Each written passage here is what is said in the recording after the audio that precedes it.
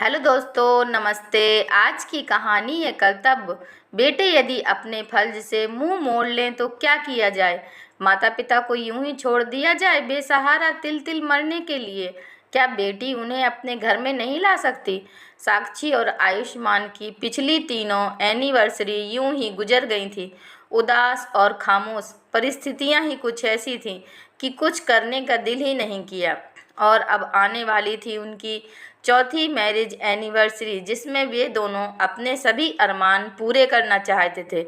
लेकिन इस बार भी नियति को शायद ये मंजूर नहीं था। तभी तो एनिवर्सरी से 15 दिन पूर्व दोनों के बीच झगड़ा हो गया और साक्षी नाराज होकर अपने मायके चली गई। झगड़े की वजह बेहद संजीदा थी। पिछले माह साक्षी की मम्मी को दिल का दौरा पड़ा था। कुछ दिनों तक वे उनकी देखभाल करते रहे।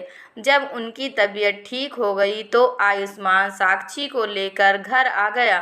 पर घर आकर भी साक्षी सहज नहीं हो पा रही थी। उसे हर पल अपनी मम्मी की चिंता सताती रहती थी। उसके पापा का कुछ वर्ष पूर्व निधन हो चुका था। एक बड़ा भाई व भाभी थे जो अमेरिका में रहते थे। साक्षी अपनी मम्मी को अब अपने साथ रखना चाहती थी, किंतु इस विषय में मेरी धारणा बिल्कुल स्पष्ट है। मेरा मानना है कि माता पिता की देखभाल करने का फर्ज बेटे का होता है, ना कि बेटी और दामाद का। उस दिन भी हम दोनों में बहस छिड़ गई। साक्षी बोली थी, बेटे अपने फर्ज से विमुख हो जाएं तो क्या किया जाए। माता पिता को यूं ही छोड़ दिया जाए बेसहारा तिल तिल मरने के लिए। तुम जानते हो, भाभी मम्मी को अपने साथ नहीं रखना चाहती और भैया की उनके आगे चलती नहीं। साक्षी, तुम एक बार मम्मी को अपने साथ ले आई तो फिर भैया मम्मी की ओर से बिल्कुल बेफिक्र हो जाएंगे। आयुष्मान, तुम्हें नहीं पता क्या भैया भाभी का व्यवहार दिखाई नहीं दे रहा। इतने दिनों से मम्मी बीमार है, पर उन्होंने मम्मी को देखने आना भी आवश्यक नहीं समझा। एक दो बार बस फोन कर औपचारिकता निभा दी। मैंने उनकी बातों का कोई जवाब नहीं दिया। उसने प्रतीक्षा की। आखिरकार एक दिन उसके सब्र का पैमाना छलक गया और वह बोली, आयुष्मान, तुम्हारे भी दो बड़े भाई हैं, लेकिन मैंने विवाह के बाद तुमसे कभी नहीं कहा कि मम्मी पापा का दायित्व अकेले मैं ही क्यों उठाऊं। तुम्हारे भाइयों का भी फर्ज है कि मम्मी पापा को अपने पास बुलाएं। मैंने पूरे मन से अपने सास ससुर की सेवा की, तो क्या अब अपनी मम्मी के प्रति अपने फर्ज से मैं पीछे हट जाऊं। उसका इस तरह अपने मम्मी पापा से अपने सास ससुर की तुलना करना मुझे बेहद बुरा लगा और गुस्से में मैंने उससे कह दिया कि उसे अपनी मम्मी की इतनी ही चिंता है तो वह अपने घर जाकर उनकी देखभाल करे। साक्षी कुछ पल तक कांता दृष्टि से मुझे देखती रही और अगली सुबह सचमुच बैग लगाकर चली गई। उसका चले जाना मेरे अहम को छिन्न भिन्न कर गया था। मुझे लगा, क्या यही है उसकी नज़र में मेरे प्यार की कीमत। मैं उससे बहुत ज़्यादा नाराज़ था। दिन गुजरने लगे। इस दरमियान ना साक्षी का फ़ोन आया और ना ही मैंने उससे संपर्क करने का कोई प्रयास किया। किंतु वक्त एक अजीब सा है। ज्यों-ज्यों गुजरता है, बड़ी से बड़ी घटना की चुभन भी कम होने लगती है। मैरिज एनिवर्सरी की तारीख नज़दीक आ रही थी और इसी के साथ मन की बेचैनी बढ़ रही थी। क्या इस बार भी यह दिन मायूस सा लौट जाएगा। क्या मुझे साक्षी को मनाकर वापस ले आना चाहिए। किंतु इसकी वह अपनी मम्मी को साथ में बेकार में लाने की जिद। उस दिन रविवार था। सुबह सवेरे ही आंख खुल गई और फिर चाहकर भी मैं सो न सका। अकेलापन जिंदगी के हर पहलू पर असर डालता है, फिर वह नींद ही क्यों न हो। चाय ले मैं लॉन में आ बैठा। तभी मेरी नज़र सामने वाले घर की ओर उठी। बालकनी में वर्मा अंकल बैठे नजर आए। इसका मतलब वह हॉस्पिटल से वापस लौट आए थे। 10 दिन पूर्व एक शाम वर्मा जी की तबीयत अचानक बिगड़ गई थी। उनकी कार उस दिन गैराज में थी, इसीलिए उनका बेटा अनिल भागता हुआ मुझे बुलाने आया था और फिर हम दोनों उन्हें हॉस्पिटल ले गए थे। औपचारिकता बस मैं उनका हाल जानने उनके घर की ओर चल पड़ा। मुझे आया देख वे लोग बहुत खुश हुए। अनिल उन्हें गर्म खिचड़ी खिला रहा था। मैंने कहा, वर्मा जी आप बहुत खुशकिस्मत हैं, आपके बेटा बहू आपकी बहुत सेवा करते हैं। वर्मा जी मुस्कुराए और बोले, अनिल मेरा बेटा नहीं दामाद है और प्रीति मेरी बेटी है। मैं अचंभित रह गया। जब चलने को हुआ तो अनिल और प्रीति ने आग्रहपूर्वक नाश्ते के लिए रोक लिया। प्रीति चाय बनाने किचन में गई और मैं अनिल ड्राइंग रूम में बैठे थे। वार्तालाप के दौरान मैं अपने मन की उथल पुथल रोक न सका और पूछ बैठा, अनिल बुरा ना मानो तो एक बात पूछूं? प्रीति क्या वर्मा जी की इकलौती संतान है? कोई भाई नहीं है? एक भाई है जो ऑस्ट्रेलिया में रहता है, अनिल ने बताया। ओह, इसलिए यह दायित्व तुम उठा रहे हो? मेरे लहजे में सहानुभूति का पुट था। अनिल मेरे मतलब को समझ तुरंत बोला, मैं पापा के दायित्व को अपनी व्यवस्था नहीं बल्कि अपना फर्ज समझता हूँ। वह इंडिया में होता है तब भी मैं अपने फर्ज से पीछे नहीं हटता। एक बात बताओ, जब स्त्री के लिए सास ससुर की सेवा करना उसका कर्तव्य है तो पुरुष के लिए क्यों नहीं? हर बात की अपेक्षा स्त्री से ही क्यों की जाती है, पुरुष से क्यों नहीं? यह तुम्हारा बड़प्पन है जो ऐसा सोचते हो। अन्यथा आज भी लोग पुरानी मान्यताओं से जुड़े हुए हैं कि माता पिता की देखभाल बेटे करते हैं, ना कि बेटियां। मैं बोला, हम लोग पढ़े लिखे हैं आयुष्मान, हम ही इन रीति रिवाजों को नहीं तोड़ेंगे तो फिर कौन तोड़ेगा? मैं तो एक सीधी सी बात जानता हूँ, यदि हम वास्तव में अपने जीवन साथी को प्यार करते हैं तो उनकी भावनाओं का, उससे जुड़े हर रिश्ते का हमें उतना ही सम्मान करना चाहिए जितनी हम उनसे अपने लिए अपेक्षा रखते हैं। प्रीति भी अब तक चाय लेकर आ चुकी थी। वह बोली, भैया लोग अपनी सुविधा के हिसाब से मापदंड बना लेते हैं। पुरानी मान्यताओं के अनुसार माता पिता की संपत्ति पर सिर्फ बेटे का हक होता था, पर अब तो बेटियां भी बराबर की हिस्सेदार हैं। फिर दायित्व उठाने से परहेज क्यों? बेटा हो या बेटी, हर बच्चा अपने दायित्व को समझे तो वृद्धा आश्रमों की आवश्यकता ही ना पड़े। अनिल और प्रीति की बातों ने सीधे मेरे हृदय पर चोट की। ऐसा लगा मानो वे मुझे आईना दिखा रहे हों। अपनी अवधारणा पर मुझे प्रश्न चिन्ह लगा दिखाई दे रहा था।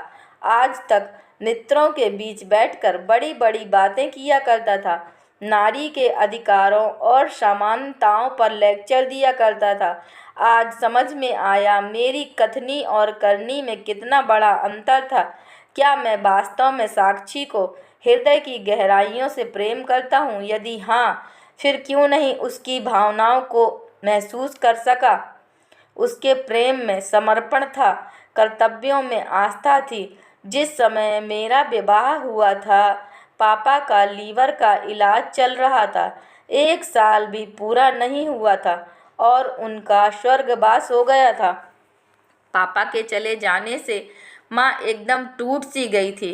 साक्षी ने उनके दर्द को समझा, उनके अकेलेपन को बांटने के लिए सभी संभव प्रयास किए और इसके लिए उसने अपनी जॉब भी छोड़ दी। उसके शब्द आज भी मुझे याद हैं। उसने कहा था, आयुष्मान, जॉब का क्या है, वह तो मुझे बाद में भी मिल जाएगी, लेकिन इस समय माँ का अकेलापन उन्हें डिप्रेशन में डाल सकता है। और आज जब मेरी बारी है तो इन तथाकथित रीतियों का सहारा लेकर मैं अपने कर्तव्य से पीछे भाग रहा हूँ। मेरा मन पश्चाताप से भर उठा। साक्षी को मनाकर घर वापस बुलाने के लिए हृदय झटपटाने लगा। किंतु किस मुंह से वहां जाऊं? सब कुछ जान लेने के बाद क्या उसकी मम्मी अब यहाँ आने के लिए सहमत होगी? क्या सोचती होगी वह मेरे बारे में? उन्होंने मुझे इतनी ममता दी और मैंने क्या किया? वह पूरी रात आंखों में ही कट गई। अगली सुबह मुंह अंधेरे ही मेरे मोबाइल की घंटी बज गई। हेलो, मैं बोला। दूसरी ओर से मेरे मित्र की आवाज़ आई, happy anniversary. Oh thank you. तभी उसकी पत्नी बोली, हैप्पी एनिवर्सरी भैया। साक्षी कहाँ है? उसे फ़ोन दीजिए। साक्षी अभी सो रही है। मैंने झूठ का सहारा लिया। ठीक है, हम सभी दोस्त रात में तुम्हारे घर आ रहे हैं, डिनर वहीं करेंगे। किंतु किंतु परंतु कुछ नहीं। साक्षी के हाथ का खाना खाए काफ़ी दिन हो गए। मैं दुविधा में फंस गया। अब क्या करूं? हिचकिचाते हुए मैंने साक्षी को फ़ोन मिलाया। दूसरी ओर से उसकी आवाज़ आते ही मैं बोला, कैसी हो साक्षी? ठीक हूँ, उसने संक्षिप्त सा उत्तर दिया। मम्मी कैसी है? मैंने पूछा। दूसरी ओर से लंबी खामोशी छा गई। कुछ क्षण की प्रतीक्षा के बाद मैं पुनः बोला, साक्षी तुमसे एक फेवर चाहता हूँ। आज हमारी मैरिज एनिवर्सरी है और मेरे मित्र डिनर पर आना चाहते हैं। तुम घर आ जाओगी तो मेरी इज्जत बच जाएगी। वह कुछ नहीं बोली। मैंने कहा, प्लीज़ साक्षी इनकार मत करना। कितने बजे आना है? उसने पूछा। मैं अभी तुम्हें लेने आ रहा हूँ। मैं उत्साह से भर उठा, किंतु वह ठंडे स्वर में बोली, मैं स्वयं आ जाऊंगी। 1 घंटे बाद साक्षी आई। वह पहले से काफ़ी कमज़ोर लग रही थी। उसकी आंखों में एक उदासी थी जिसे देख मेरा हृदय द्रवित हो उठा। अपनी एनिवर्सरी के दिन उसे हृदय से लगाकर प्यार करना तो दूर, मैं उसे शुभकामनाएं भी न दे सका। कभी कभी चाह कर भी इंसान अपनी भावनाओं को व्यक्त नहीं कर पाता। कहीं न कहीं उसके आगे स्वयं को बहुत छोटा महसूस कर रहा था। जब अपनी इज्जत पर आई तो अपने अहम को दरकिनार कर उसे बुला लिया। साक्षी की दी हुई लिस्ट के अनुसार मैं बाजार से सामान ले आया और उसने खाना बनाना प्रारंभ कर दिया। सारा दिन मैं किचन के आसपास ही मंडराता रहा, शायद साक्षी कुछ बोले, किंतु हम दोनों के बीच पड़ी दरार में शब्द कहीं गुम हो गए थे।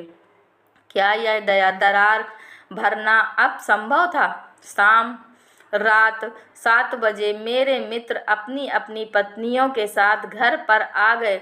मैं यह देखकर अचंभित रह गया कि सुबह से जिस साक्षी के मुंह से एक भी शब्द नहीं निकला था, मेरे मित्रों के आते ही उसके व्यवहार में आश्चर्यजनक रूप से परिवर्तन आ गया था।